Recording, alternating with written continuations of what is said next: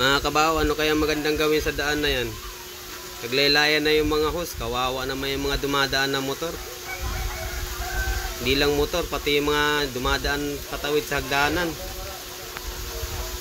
Oh, talagang ang sikip na.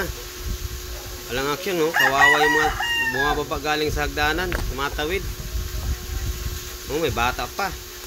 Ang nagkamali sila, swimming sila doon sa creek. Medyo malalim-lalim pa naman yan. Hindi mo lang inaayos yung mga hose na yan eh. Kawawa yung mga motor. Oh, pag nagkamali ka na ng ano, sigurado swimming ka dyan ng mapaaga. Grabe, hindi mo lang inaayos. Sino kaya mag-ayos yan? Yung mga dumadaan o yung may-ari ng mga hose? O yung barangay? Ano kaya magandang gawin dyan? Kainis. Yung mga motor ko puro sugat na, puro na ano, puro na sticker. Kawawa, puro galos.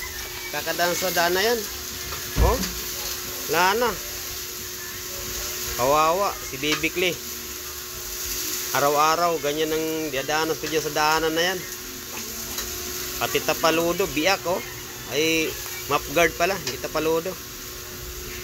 Biyak, ang laki. Laging sabit. Talagang